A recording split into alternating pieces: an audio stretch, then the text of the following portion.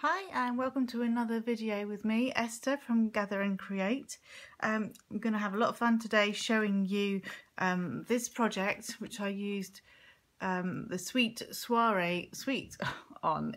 It's a lovely new suite in the Spring Summer catalogue from Stampin Up. It is what we call a mega suite because it takes up quite a few pages, in fact, of the catalogue, which means you get 4 pages of gorgeous product that all coordinates together as you would expect. So we're going to make this card today, but as you can see there are lots and lots of different elements, gorgeous gable boxes there. You can even top your real cakes with that. And you get this gorgeous accessory suite is also available, and even the shreddies to go in those gable boxes. I'm focusing on the embossing paste technique for you today, if you haven't seen it before, or if you've maybe tried the white one, which is in the previous catalogue, in the annual catalogue, still available. This one is a glittery one, and then there's also a silver one to choose from this time. I think that's next on my list as well. So I'm going to show you how to use the embossing paste on your projects. So let's get started. I have my Berry Burst ink pad and a piece of Berry Burst card. These are the I've actually got the wood mount, but they are available in clear mount as well. So it's such a big stamp set that it comes in a set of 2. So I'm using this plain cake today with the no, I'm going to use the Celebrate topper sentiment. As you can see, you've got gifts you can choose from as well. A lovely floral cake, which is great, either just stamped tone on tone or coloured in, and all these other shapes as well. So the die set, you also have beautiful leaf shapes as well to cut out. It's super fun. Just using this die today to cut out the cake, but you also get all these shapes. So you've got a tag shape, beautiful rose, bows, this one for the bigger, other flower shapes, those ones there. You've got all of your leaves on one die, so you can just run that through, and then you've got them. And then these two, they work together. So this is the top of your cake stand, and this is the actual cake stand where your calorie-free cake goes. So let's get some stamping done. So Berry Burst, as I said, and let's go ahead and get it done. I've got my bubble bath ready as well for my embossing paste. You'll see why in a second. That's one side. Okay. There we are. So then the next thing we need to do is the exciting part, is the embossing. This is what the embossing paste looks like. It's good to keep it in a sealed bag and just ensure you keep that nice and keep the air from it, basically keep the lid on nice and tight. So that's next thing we need are our stencils, which are obviously not to hand. They were here. Here we go. Also available in that same suite, and you get 2 sheets. You get this one, which you can use sort of kind of any way you want. It's a nice background, and then these shapes. So the dots, which we're using today, layer on there, that, and then the the other stripes like that. Same with those. Candles for on top, and a nice big rose to use whichever way you want to.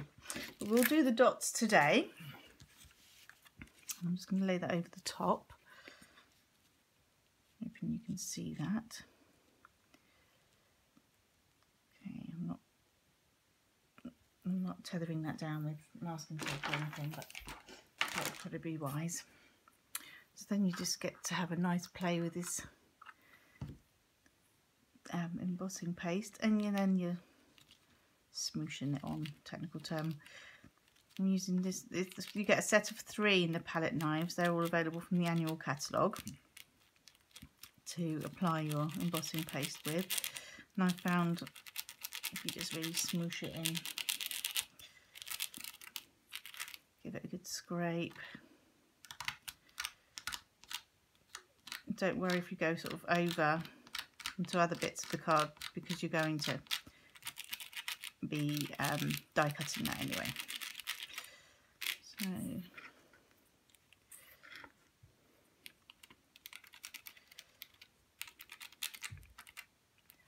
just get hair on there.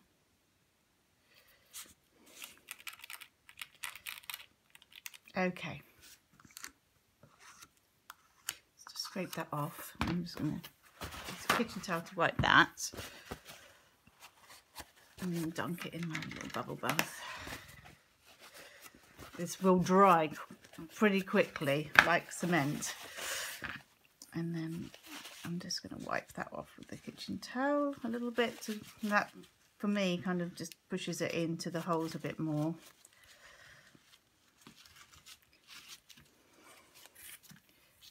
Lift that off. And there you are. So I've got the candles bit there because I'm a bit messy, but that's fine because I'm going to die cut that. This is my little bubble bath. So I'm just going to rinse that off. There's no need to panic with getting it rinsed off, but I wouldn't delay. Right. So obviously your stencils can be used for inking as well, other bits and pieces, as well as the embossing paste. Right, that's all having a nice little bath in there. I'm just drying my hands off a little bit.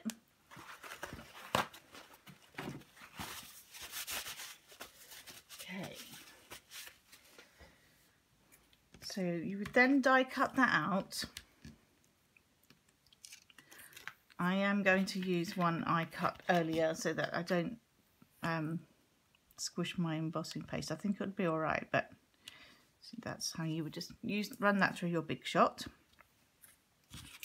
and then you end up with, ta-da, a cake like that. So let's get the rest of the card put together.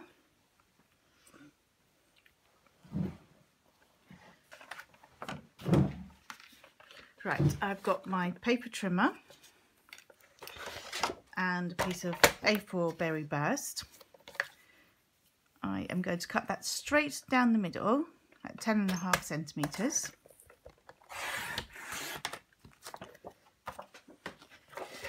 And then I'm going to score at 14.9 centimetres, which you can do all on the same trimmer. And that's our card base. Then the next thing I have is my piece of DSP, which measures 11.5 by 8, she says, hopefully. Yes, 11.5 centimetres by 8 centimetres, all from the same suite. Again, this beautiful foiled designer series paper. This is what the fill sheet looks like. You see, that's just absolutely gorgeous. All double-sided again. That's just a piece of card that lays inside. That's probably not exciting.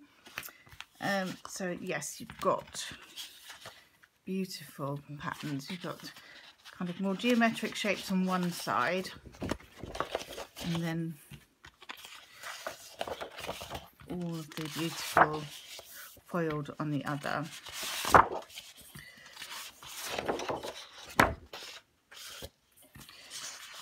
That's really versatile whether you're card making or scrapbooking. So that is all pre-cut, say at 11.5 by 8.5. I'm going to just add that to my piece of card with some multi-purpose liquid glue and squiggles.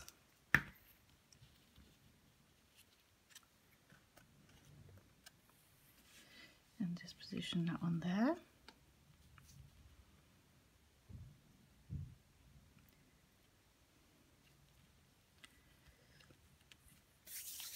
The next thing I have is my layered oval shapes.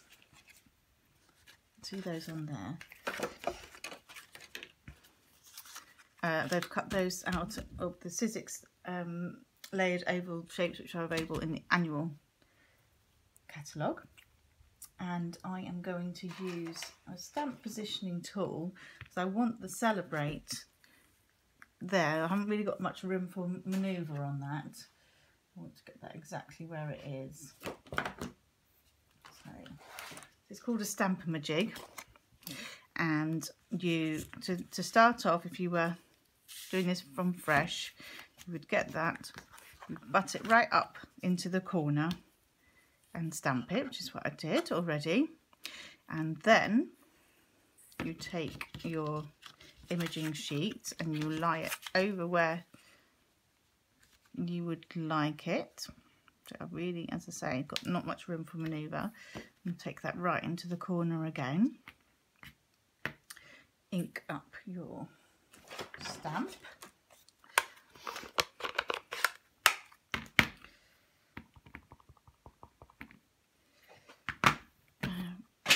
There goes my glue. Remove the imaging sheet and stamp. And there it is, exactly where you want it to be. It's always a relief, isn't it, when you don't have to remake something. We all splodge things or put things at a jaunty angle when they're not meant to be at a jaunty angle. So the next thing, oh, I'm managing to get this in the water, so I need to be careful. Then I want to grab my accessory pack. All these gorgeous things in the accessory pack. You get the tassels, this lovely velvety ribbon. You get super fine washi tape, which I love. Pegs. And then these vellum flowers, which I'm going to use on today's project, but also these gorgeous die cut shapes. There's a good amount of each as well. Those, and then some numbers to add on top of your cakes. Celebrate those special birthdays, anniversaries. So let's see what, I'll just pick some flower shapes out. I had other ones here yesterday as well. Let me just grab those. Oh yeah, I've got some more leaf ones on here. We'll die cut for you, but obviously it is vellum, so be gentle. And let's have that one. Right. Let me just move those out of the way. So the next thing we need to do is adhere our, oh yeah, I dropped my glue on the floor, didn't I? Now I remember. Skating across my tile floor. Excuse the noise of my chair scraping. Right. Add that onto my oval. So the green is Old Olive, and then I've used regular Whisper White. Then I'm going to adhere my cake. the one I baked earlier. Put that there, and then I want that to be just lined up with that topper part. Then I'm just going to just lift those gently, and now that I've got that there, this, because I've used liquid glue, I can do this. Okay. This might be a bit longer than yesterday's ones. Put that in there. So delicate and nice with that vellum and the silver. It just doesn't detract too much then, does it? Squeeze that together. Then we are ready to pop that on there with dimensionals. Okay, so dimensionals are basically foam pads. They're a great size, but they also do mini ones, those smaller embellishments. Just pop a few on there. Don't want to sit and watch me put dimensionals on, do you?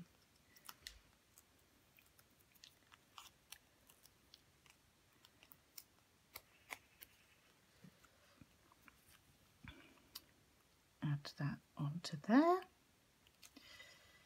and then the next thing we need is to make our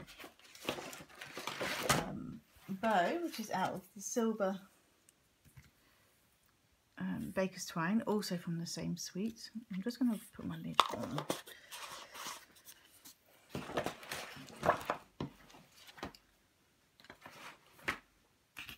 Everything's buried today, including my snips. I thought I was being so clever getting everything out. I wasn't clever enough. Okay, bunny ears.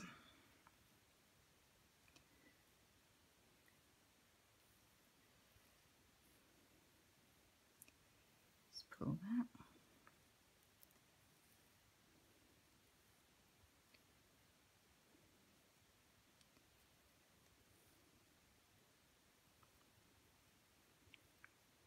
And I actually want a bit of a tail on that too.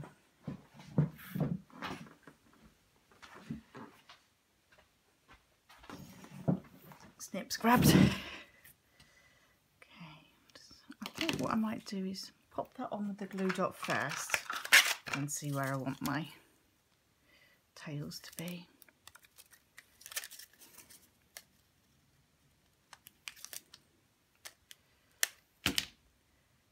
We have a celebration going on at the moment. That means for every £45 you can choose a freebie, and for the first time we've got another tier of another spending threshold of £90. Okay, so I think that is it. I hope you've enjoyed this. Do check out the blog, gatheranncreate.co.uk. At the moment there's a blog hop going on, and lots of inspiration on there. And yeah, have a great day. Bye for now.